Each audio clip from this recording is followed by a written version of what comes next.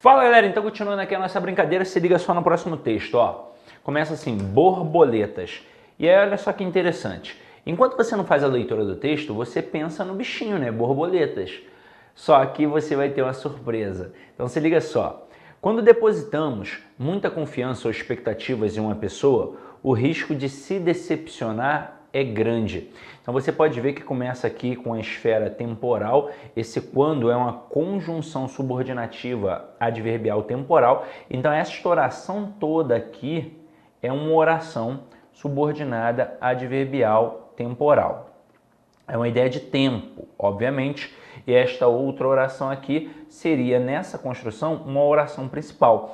Então, no momento, na hora em que a gente deposita confiança ou expectativas em outra pessoa, o risco de se decepcionar é grande. Não significa que é algo que vá sempre acontecer, mas é uma possibilidade.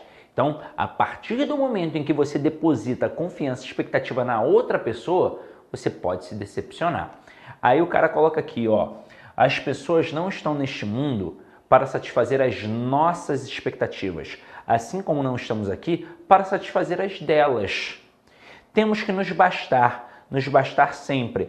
E quando procuramos estar com alguém, temos que nos conscientizar de que estamos juntos porque gostamos, porque queremos e nos sentimos bem, nunca por precisar de alguém. Então, ó, de acordo com o texto até agora, tudo está aqui, ó, na palma das nossas mãos. Temos que nos bastar sempre. A gente não precisa do outro para ser feliz. Ele finaliza esse parágrafo aqui, ó, nunca por precisar de alguém. E ele vai continuar nessa pegada, ó. As pessoas não se precisam, elas se completam. Não por serem metades, mas por serem inteiras, dispostas a dividir objetivos comuns, alegrias e vida. Então, pensa aqui, ó. Não tem aquela premissa da música do Fábio Júnior, que na verdade é uma música composta pelo Peninha, das metades das laranjas. Ó, eu desenho mal, mas vou tentar fazer aqui, ó. As metades da laranja, dois amantes, dois irmãos, não sei o quê. Então, nessa pegada de metades das laranjas, que ele critica aqui, ó, dizendo que elas não se precisam, mas se completam, não por serem metades, mas por serem inteiras, é para mostrar que esta felicidade aqui é uma felicidade ilusória. É como aqui, ó, esse é metade, esse é metade. Sozinho, infeliz. Sozinha, infeliz. Se juntam, felizes. Parece um nariz de um porco, né, agora, ó. Mas se juntam, felizes. Aí ele está querendo mostrar que não é assim. Que as pessoas têm que ser inteiras. Inteiras. Essa aqui já é feliz sozinha. Ela já se basta. Essa aqui também já é feliz sozinha. Ela já se basta. Aí olha o que vai acontecer. Dispostas a dividir objetivos comuns, alegrias e vida. Então, essa divisão aqui não é uma divisão que segrega, que separa. É uma divisão de soma. É um compartilhamento de coisas boas. Então, aqui, ó, quando se juntam, obviamente, vão continuar sendo felizes. E na separação, vamos supor que se separem.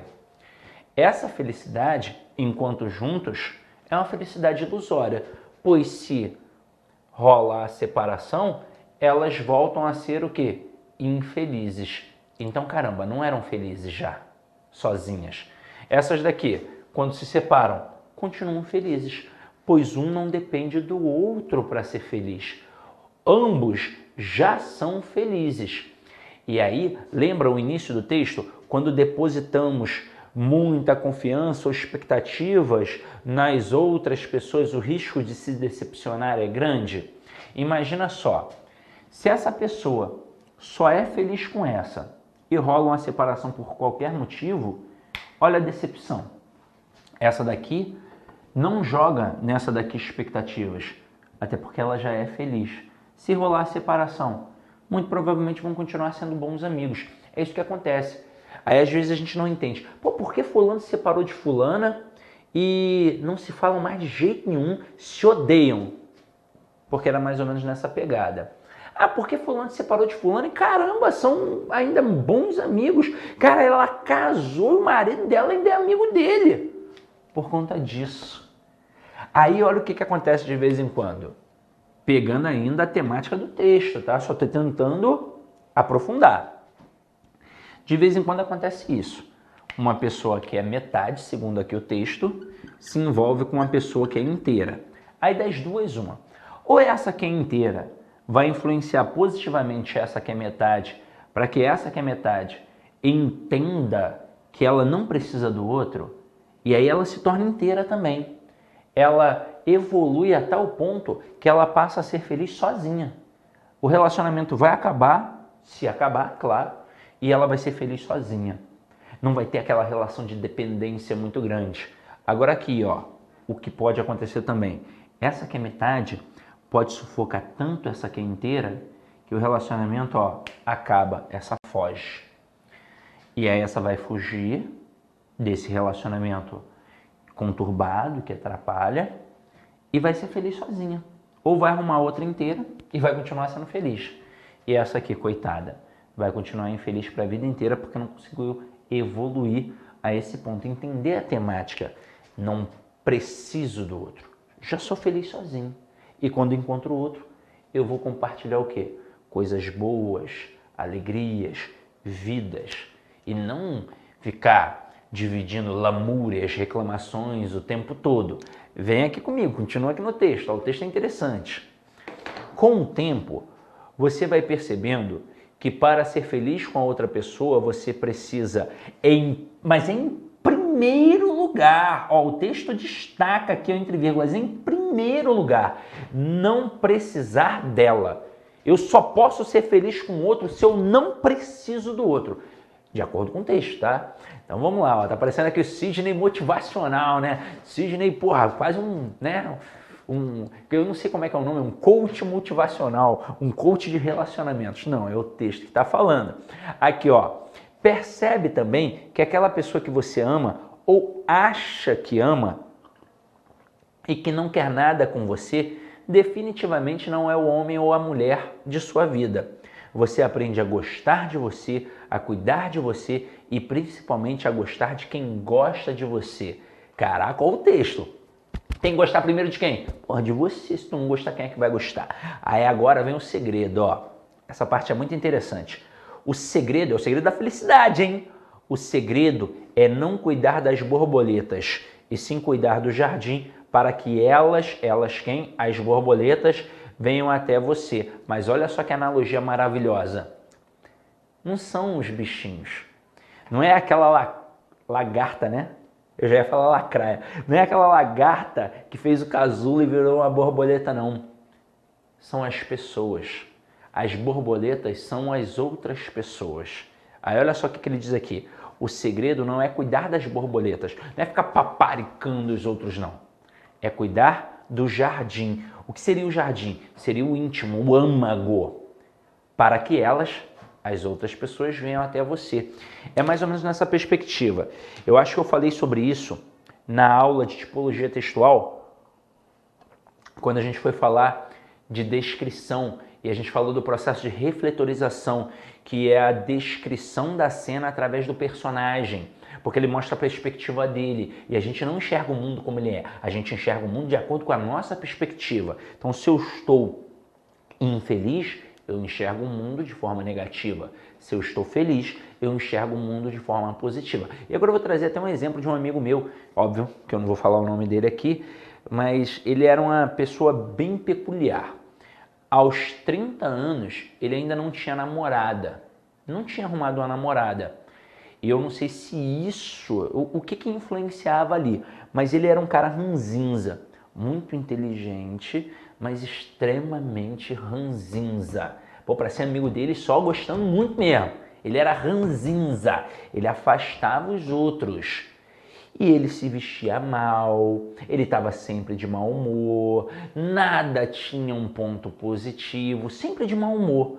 E obviamente, porra, não aparecia uma mulher ali querendo ficar com o cara, né? Ele até ficava se contestando, pô, fulano, pô, arruma uma mulher fácil, pô, difícil pra mim. Aí ele começava a ficar arrumando desculpas, mas é porque fulano é bobão, eu sou intelectual, mulher não gosta de homem intelectual, não sei o quê, até que ele arrumou uma namorada. Irmão, o maluco mudou. Por quê? Ele passou a ficar feliz. E aí nisso ele começou a se cuidar. Mudou o jeito de vestir, porra, passou a ficar cheirosão, passou a tirar aquela cara de emburrado e ficar com a cara feliz. Ele tinha um aspecto estranho, que parecia feio. Ficou bonito, né? Ficou interessante. E a mulherada começou a dar em cima. Aí ele, caramba, não tô entendendo. Ou seja, basta arrumar uma namorada que as outras mulheres vêm em cima? É o que? Uma disputa feminina? Eu falei, deixa de ser lerdo, caramba. Tu era um chato de galocha, porra. Ninguém queria ficar perto de você. Agora tu tá legal, tá agradável, sorriso na cara, pô. É isso. Você tá simpático. Você atrai agora com esse aspecto positivo. Pô, você tava afastando antes. Tu acha que as pessoas querem ficar perto de alguém negativo? Pô, tudo igual, ó céus, ó azar, lembra daquele desenho? Ó céus, ó azar, ó vida. Pô, ninguém quer, irmão. Então, cuide do jardim. Se você tá bem, você exala esse brilho positivo. Se você tá mal, você também exala essa negatividade. E isso, obviamente, vai influenciar ali, ó, as outras pessoas. Então, cuide você do íntimo, tá bem, os outros vêm. Por isso que você vê, às vezes, né, a parada aqui que a gente pensa assim, e é uma coisa que eu vou contestar. Eu já vi diversas vezes alguns amigos meus falando assim, porra, como é que aquela mulher gata pra caramba tá com aquele moleque ali horroroso? Só pode ter dinheiro. E nem sempre é dinheiro. Claro que tem, né? Não vamos ser hipócritas aqui e falar que isso não acontece, porque é óbvio que isso acontece. Mas eu já cansei de ver muita mulher bonita com um homem, né, esteticamente falando, assim, de acordo com os padrões da sociedade, claro, feio. Ora, por quê? Pô, porque alguma coisa de positivo o cara tem, irmão. O cara tem um bom papo, o cara é agradável. De que adianta ser bonitão pra caramba, ter dinheiro e ser um escroto, um chato de galocha? Não adianta. Então, e o contrário também acontece. Muito homem bonitão com uma mulher, de acordo com os padrões da sociedade, sei lá, feia. Até porque isso é muito subjetivo, né? Feio, bonito, não sei o quê. Pô, eu tenho um amigo que o apelido dele eu falo direto, ele fica puto. O apelido dele é Cutia. Ele é estranho, gente. Ele é do avesso. Mas beleza e feiura você se acostuma assim em 5 minutos. Eu não acho mais o Cutia feio. Acho o Cutia um cara bonito. Eu me acostumei à feiura dele. Pô, vocês, por exemplo, primeira vez que você ligou aí o computador para ver uma aula comigo. É claro que hoje eu tô meio bagunçado aqui, esse negócio de pandemia, não cortei o cabelo, mas você deve ter pensado assim, nossa, que professor bonito. Mas passou 3 minutos e você já se acostumou, não é verdade? Então, beleza, cara, passa. Então, a gente tem que investir em outras paradas. Então, aqui, ó, continuando. No final das contas, você vai achar não quem você estava procurando, mas quem estava procurando por você. Que isso, irmão? Eu vou virar coach nessa parada. Vamos lá agora aqui, continuando. Ó. Olha a questão. Segundo o texto, e aí pode ver que é uma questão de compreensão, a relação afetiva deve caracterizar-se fundamentalmente pela ou pelo. Aí ele coloca aqui, ó, busca, carência, compartilhamento, indiferença e insistência. De acordo com tudo que a gente acabou de ver, a relação afetiva, ela deve se pautar no compartilhamento. Quando ele diz aqui, ó, as pessoas não se precisam, elas se completam.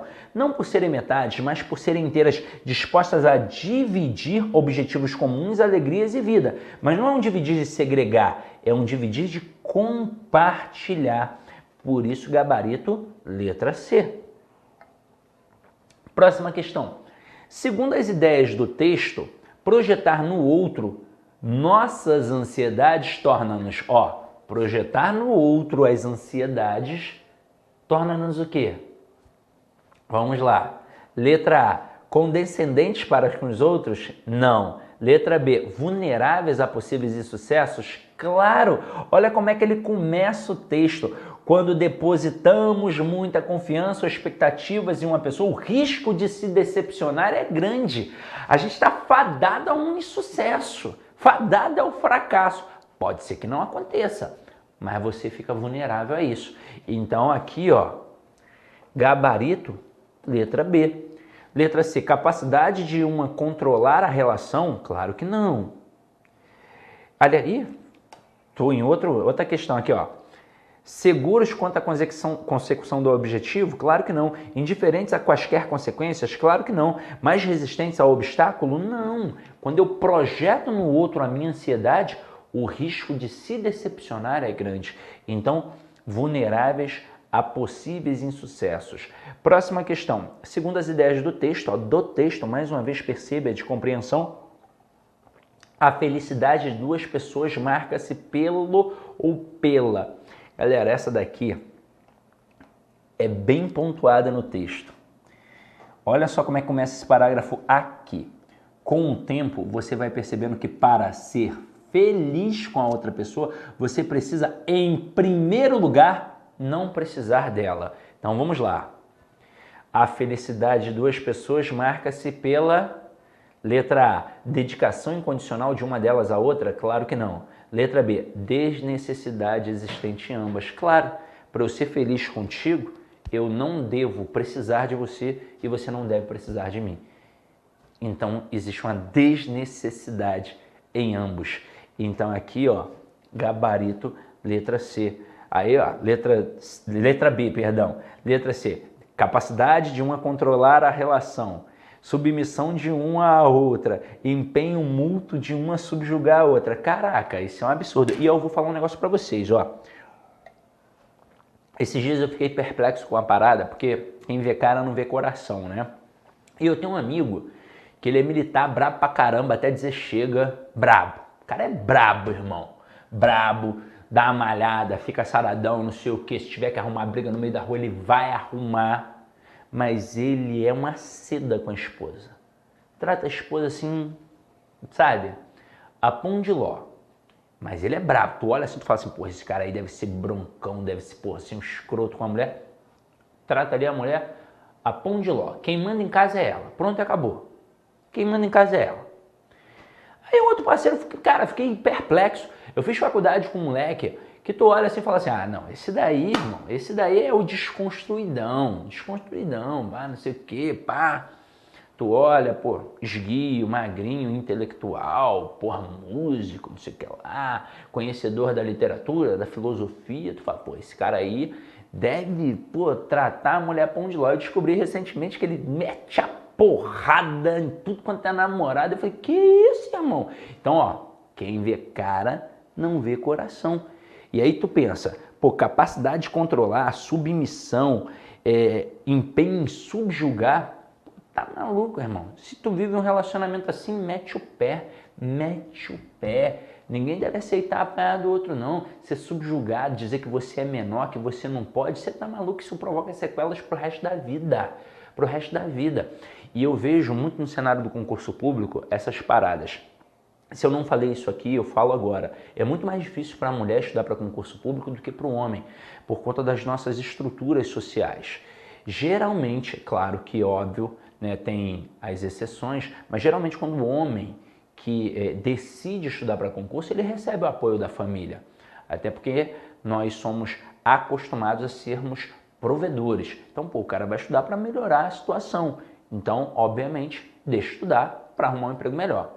Mas o contrário às vezes não acontece não, porque tem muito homem inseguro e aí ele fica com medo de diversas coisas. Ah, minha mulher vai ganhar mais do que eu? Porra, se ganhando menos já quer mandar aqui, se ganhar mais, aí é que vai querer mandar mesmo. Então não quer que a mulher ganhe mais. E às vezes o ciúme, né? Ah, porra, vai ter contato com outros homens lá, professor, aluno, não sei o quê. Ainda mais se fosse segurança pública. Pô, prova pra PRF, pra PF, pra PM, pra Polícia Civil, com uma porrada de homem bonitão lá, tá maluco, vou deixar minha mulher nada. Aí fica tentando minar ali, fica tentando atrapalhar. Pô, isso é uma bobeira sem tamanho. E ainda mais quando fala assim, ah, pô, tu não vai conseguir não, tá maluco, pô. Estudar aí, ó, muito, pô, tu não consegue não.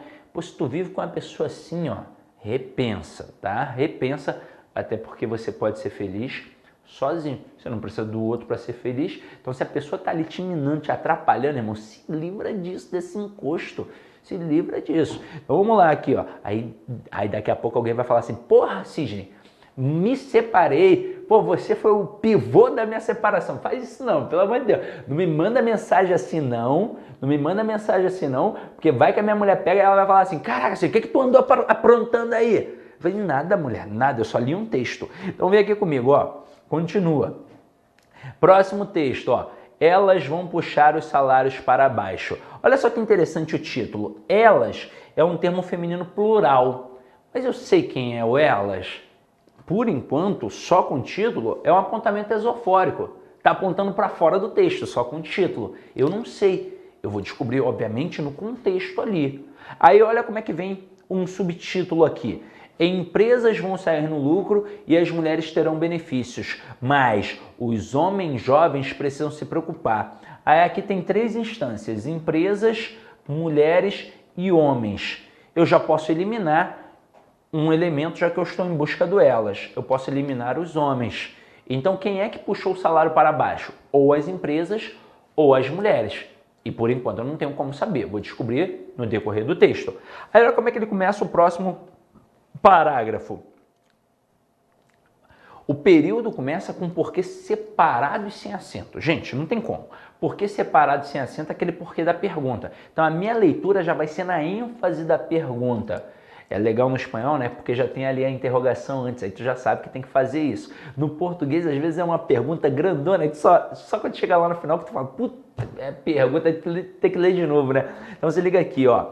Por que as mulheres não têm as mesmas oportunidades que os homens no mercado de trabalho? Aí ele fez a pergunta. Logo em seguida ele responde. Inclusive isso é muito legal, porque na dissertação a gente pode fazer pergunta, contanto que responda, de preferência em seguida. Ele seguiu a cartilha aqui do bolo, ó. Elas têm, mas aí ele vai fazer uma complementação. Apenas ganham menos que os homens ainda, ou seja, logo vão ganhar o mesmo ou mais. E aí repare, o que é esse ainda? Esse ainda é um advérbio de tempo e aqui constitui uma estrutura apenas nominal. Não é um período, é apenas uma frase nominal. Porque, obviamente, pelo contexto a gente entendeu aqui a pegada. Mas por que não é um período? Porque para ser período tem que ter o quê? Tem que ter verbo. Então, cuidado. Mas por que uma estrutura nominal? Porque o intuito foi enfatizar, foi chamar a atenção. Apenas ganham menos que os homens ainda. Isso é um indício de que elas podem ganhar o mesmo ou mais que os homens. É uma sugestão, uma possibilidade, não é uma certeza. É como se, por exemplo, eu chegasse aqui ao curso Focus, aqui a gravação fica no 2º andar, tá? Já vou até te falando.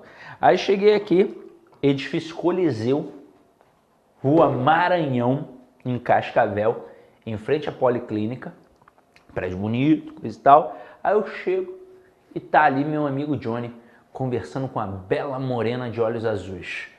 Aí eu, muito educadamente, vamos supor que seja de tarde, por incrível que pareça, eu tô gravando hoje à tarde. Aí eu falo assim, boa tarde, não vou falar nada demais, né? Sou uma pessoa educada. Mas aí quando o Johnny sobe, né? Porque esse negócio de falar que só mulher é fofoqueira é mentira. Homem é fofoqueiro demais também, né? Tô ali curiosão, quero saber quem é a morena. Qual é, Johnny? Tá pegando aquela morena ali? Né? O amigo tem intimidade. Aí o Johnny tem várias respostas pra me dar. Ele pode falar assim, pô, irmão, minha esposa, rapaz, sou casado há 10 anos. Eu falei, ih, rapaz, foi mal, hein? Só queria saber, não sei o que, coisa da... Então fica sem graça, né? Quando tu pergunta pro cara, pô, quem é essa mulher aí? Minha esposa. Aí tu fica boladão, né? Caraca, fiz merda. Não devia ter aberto a minha boca, né? Mas aí eu já sei que tá com o Johnny, já sei que tá fechado pro mercado. Não dá, né? Não rola. O Johnny poderia ter respondido, pô, é minha irmã, cara. Eu já sei que o Johnny não tá com ela, porque é irmã, e que ela tá aberta pro mercado, né? Se eu fosse solteiro, eu ia falar, qual é, Johnny? Apresenta aí, irmão, não sei o quê. O Johnny poderia dizer assim, quem me dera eu ia entender que ele já tentou, talvez, e que não conseguiu, levou um toco, ou que ele nem tentou, tipo, muita areia pro caminhãozinho dele, ele sabe que não vai conseguir, então ficou na dele, e que tá aberta pro mercado. Ou ele poderia dizer assim, Ainda não. Nesse ainda não, é uma sugestão de que ele já começou os trabalhos, já tentou ali, né, já mandou um chaveco e, pô, sentiu uma certa possibilidade de conseguir. Pô, parece que ela está cedendo. Claro que ele pode ter confundido também, né? Ela pode ter dado um sorriso, sabe como é que o homem é, né? Ah, deu um sorriso, tá me dando mole. Porra nenhuma, né? Às vezes foi só simpático, o cara confundiu. E aí nessa, ele tá com a expectativa de conseguir, mas pode ser que não consiga também, até porque diversas outras coisas podem acontecer. Mas o ainda não significa que pelo menos ele crê na possibilidade de conseguir. Ainda não, ó, mas ó, daqui a pouco eu vou conseguir. E a mesma coisa aqui. Ainda não ganham o mesmo, mas pode ser que ganhe o mesmo ou até mais. Mas é uma sugestão, uma possibilidade. Mas N coisas podem acontecer aí no cenário econômico para que isso talvez nunca aconteça, mas é uma possibilidade. Aí continuando aqui, ó, os salários femininos estão 35% abaixo da média dos masculinos para funções equivalentes. Mas não é um fenômeno brasileiro. Na Alemanha e na Inglaterra, a disparidade salarial chega aos 25%. E eu te pergunto, por que ele cita a Alemanha e a Inglaterra? Ora, ele não está querendo dizer aqui que não é um fenômeno brasileiro? Ele quer dizer que é um fenômeno mundial, global. Então ele cita a Alemanha e a Inglaterra, que são duas potências econômicas. Então se acontece na Alemanha e na Inglaterra, é óbvio que vai acontecer na Colômbia. É óbvio que vai acontecer em Cuba, em Moçambique, na Guiné-Bissau, em Cabo Verde, em Honduras. É óbvio que isso vai acontecer. Então não é um fenômeno brasileiro, é um fenômeno mundial, global. Acontece até na Alemanha e na Inglaterra. Aí continuando ele coloca aqui, ó, a situação muda quando avaliamos não dados estatísticos, mas a evolução da situação. Em 1970, aí destaca isso por favor, e eu vou explicar o porquê. Quando é um texto narrativo e o cara coloca um tempo assim bem passado, pô, nós estamos em 2020, aí o cara coloca 1970. Ele obviamente está tentando apenas situar o leitor no tempo. Até porque não necessariamente ele está falando de um passado. A história, a narração pode se dar em 1970.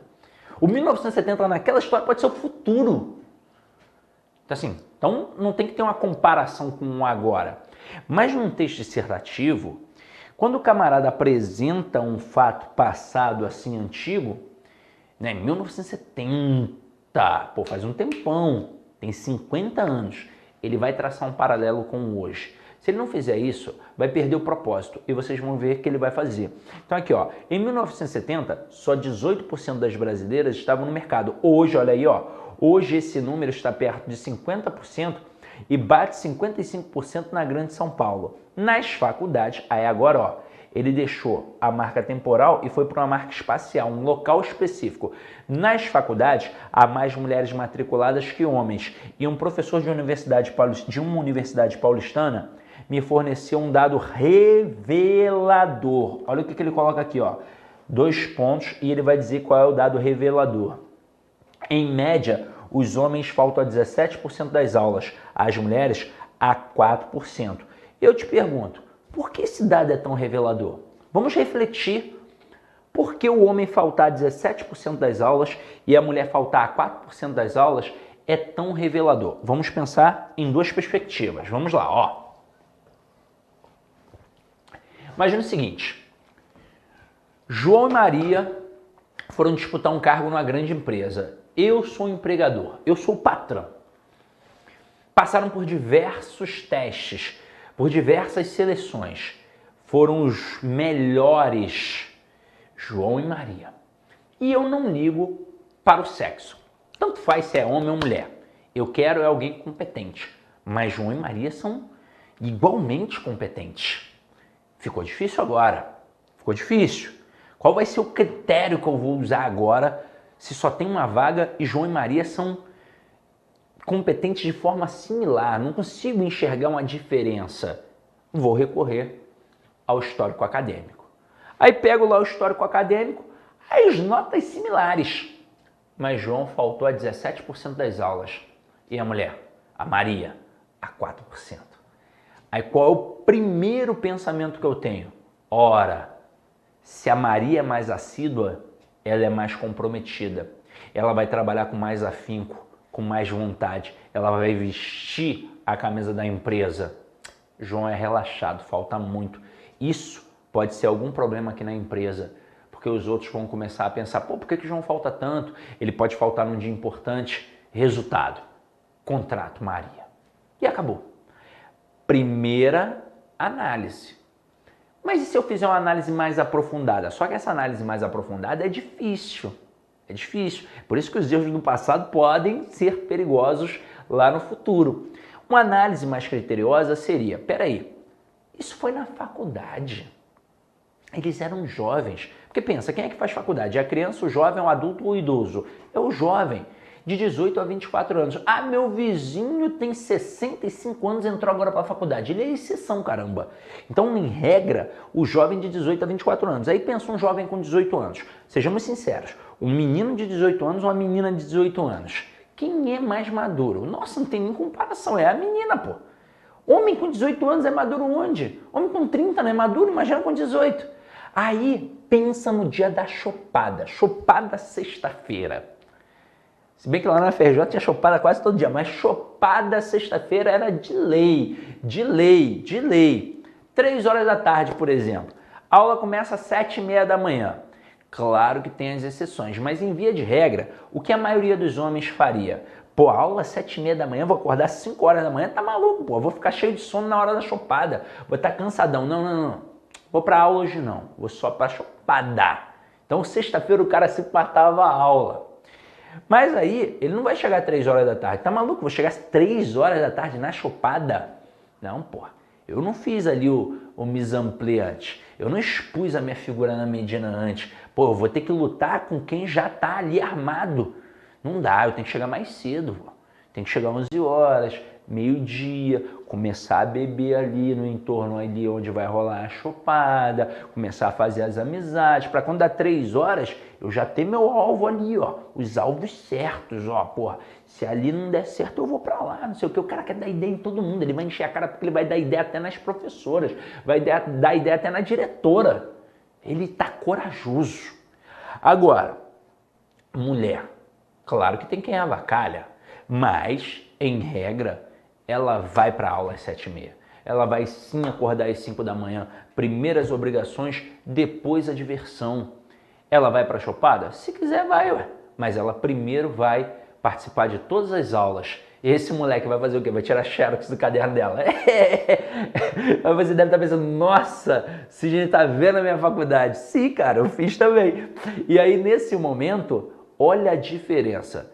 Pô, o cara tem que analisar toda essa situação, imaginar que o João era jovem, consequentemente imaturo, e que a Maria, por ser menina, naquela época era mais madura. Mas agora os dois adultos, isso ficou no passado.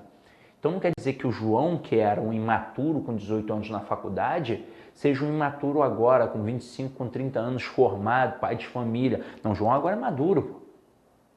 Eu não posso julgar o João de hoje pelo João da faculdade. Mas concorda comigo que é uma análise mais complexa, mais difícil, que o cara tem que ter um conhecimento de mundo, ele tem que fazer inferências para chegar a essa análise. E aí se ele fizer essa análise, ele vai pensar, não, vou criar outra parada aqui para selecionar o João e a Maria. Uma porrinha, vamos jogar porrinha aqui, pronto. Mas não vai ser pelo histórico acadêmico, não vai ser pelas faltas. Mas é muito mais difícil, né, gente? Agora, continuando aqui, ó. Algo me diz que aos poucos as mulheres ocuparão cargos mais altos e os salários vão se igualar, embora não do jeito que gostaríamos. Como elas quem? As mulheres serão maioria no mercado de trabalho e continuarão aceitando salários menores, puxarão para baixo os salários masculinos de admissão. Opa! Descobri quem é o elas do título. São as mulheres. Mas eu descobri também que não são quaisquer salários. São os salários masculinos de admissão. Não é o salário do cara que está lá dentro trabalhando, porque isso seria anticonstitucional se não rolar uma conversa ali com a categoria. É o salário de admissão. Aí olha como é que o texto complementa. Isso de baixar o salário masculino de admissão será bom para as empresas, porque o custo da mão de obra cairá. Será relativamente bom para as mulheres, porque o salário delas subirá. Ao contrário do que a situação presente parece mostrar, os jovens do sexo masculino é que deveriam estar mais preocupados, ou seja, ou estuda para concurso ou tá ferrado, né? E aí a pergunta é, quem é que se deu bem nessa história toda? Aí tem muita gente que fala assim, as mulheres. Não, ó, ele apresentou as empresas, as mulheres e os homens. Quem se deu bem com essa história toda? As empresas. O próprio texto mostra isso categoricamente, ó. Isso será bom para as empresas, porque o custo da mão de obra cairá e será relativamente bom para as mulheres. Imagina só, um salário de 10 mil reais, um salário fixo fechado, salário bom, não um salário bom, 10 mil reais, um salário bom. Aí se liga só, a disparidade salarial não chega aos 35%, então é 10 mil para quem? 10 mil para o homem. Se a mulher ganha 35% a menos, aí tem que saber fazer matemática, né? Continha aí, ó. Ó o Johnny ajudando a gente, ó. 6.500. Então o homem ganha 10 mil e a mulher ganha 6.500 para funções equivalentes. Aí eu bato um papo com a galera que é muito louca, aí fala assim, pô, tá maluco, irmão? Mulher ganha menos do que o homem, onde? Não conheço nenhuma mulher que ganhe menos que o homem. Claro, pô. Salário mínimo? Pô, salário mínimo é mínimo, pô. Quanto mais baixo o cargo, mais igualado. Quanto mais acima, aí rola desigualdade. Da mesma forma que rola no mundo da moda, pô. No mundo da moda, as mulheres ganham mais que os homens. Isso é um fato. Por quê? Porque era um universo feminino. E aí, depois os homens foram se inserindo. Mas, por exemplo, no mundo do futebol, será que a Marta ganha o mesmo dinheiro que o Messi?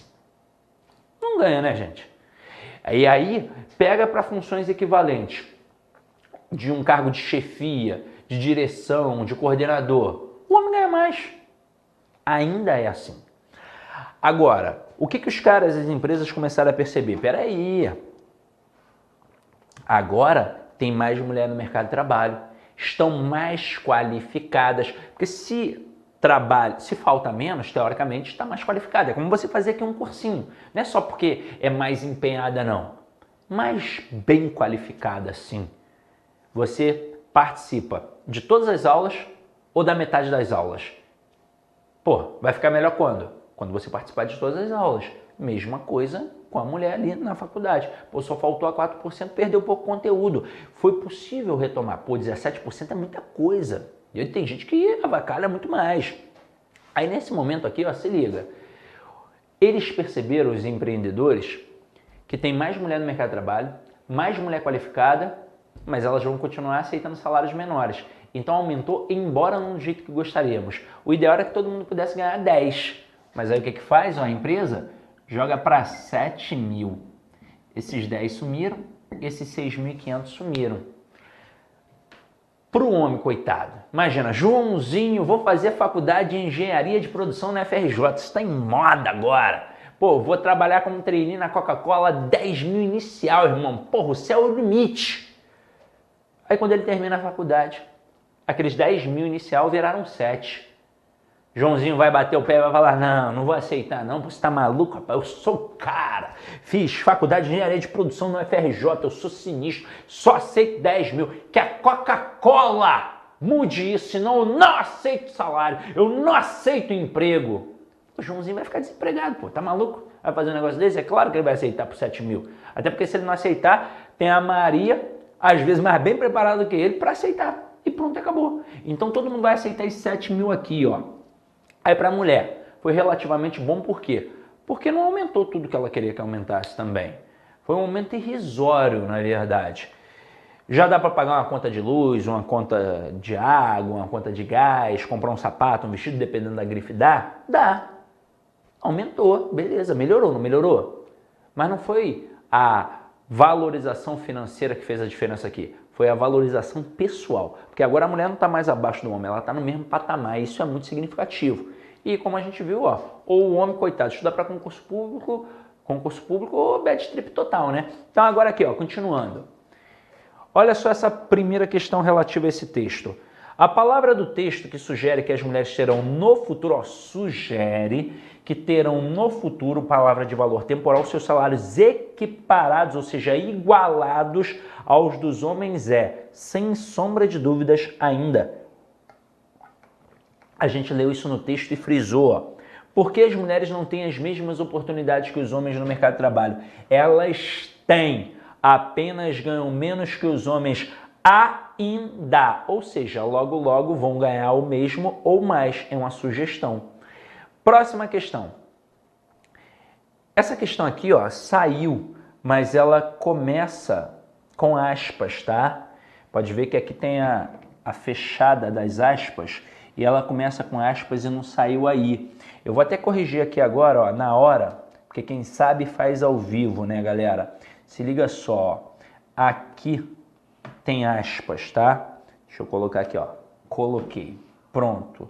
Salvei e blá. Ó, é na hora. E por que eu fiz questão de frisar que começa com aspas?